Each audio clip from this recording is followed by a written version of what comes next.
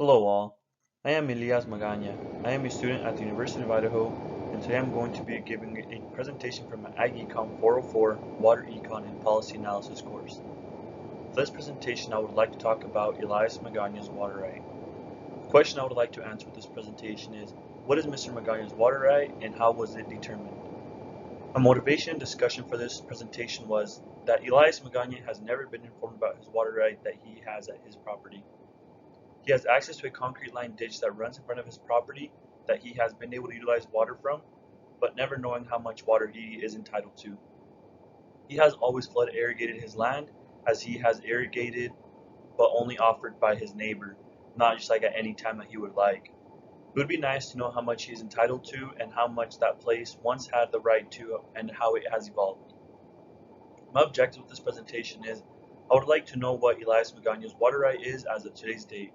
This would lead me to a better understanding of Mr. Magana's water right and potentially end up where he could irrigate as needed and not just as the time arises. I would like to know as much laws and regulations to the water right as possible. So now I want to touch base on background information. A water right is a right to divert the public waters of the state of Idaho and put them to beneficial use in accordance with one's priority date. A priority date is the date the water right was established. This is important because this date would determine who gets water when there is a shortage. Well, if there is even a shortage. So kind of like in regards to that is a doctrine of prior appropriation. So that kind of like establishes the first in time, first in right type thing, and that dates back to all the way to like the 1860s, 1870s time, back when Colorado had its deal going on, and that doctrine of prior appropriation governs 9 western states, Idaho being one of them. And so, for beneficial use, one must provide proof of that the water in their water right is water put to beneficial use. Due to the beneficial use requirement, a water right or a portion of a water right may be lost if it is not used for a continuously a 5-year period. Beneficial use includes uses such as domestic use, irrigation, stock watering, manufacturing, mining, hydropower, municipal use, aquaculture, recreation, fish and wildlife, and amongst other uses as well, but there has to be a benefit to it. So now under the that same doctrine, there was also listed in their irrigation districts, and for Mr. Magana, he falls under the irrigation districts. So irrigation districts is it's an entity which own water rights and distribute water on a monthly basis to their users/constituents. Irrigation districts hold water rights and own diversion facilities and infrastructure, and they are governed by a set of bylaws that are created by a board of directors who are elected by district members. The districts are public, involuntary, semi-municipal fee-collecting entities controlled by local landowners. Irrigation districts are used to make large investments that usually could not be made without this use of irrigation districts. So the Burley irrigation, like after kind of like talking about irrigation district and stuff like that, the irrigation district to where Mr. Magana lies into would be the Burley irrigation district, and that irrigation district allows 4 acre feet of water per acre, and it certainly allows for more acre feet of water to be used for like their land.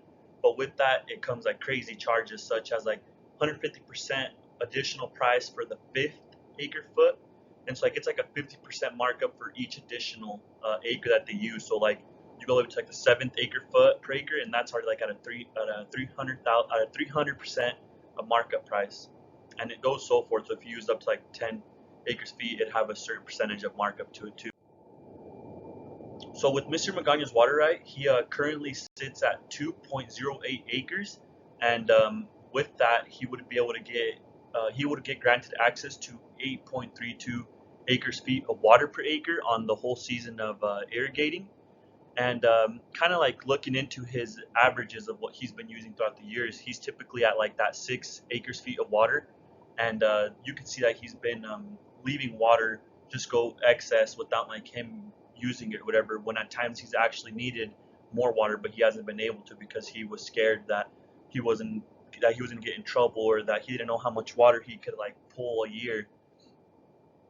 So kind of like with this, in order to like talk about how he could go about like in the future ordering water and like about his limits with waters and stuff like that. So here's like a little description I put in. So the system will be operated to deliver water on a modified demand or rotation basis.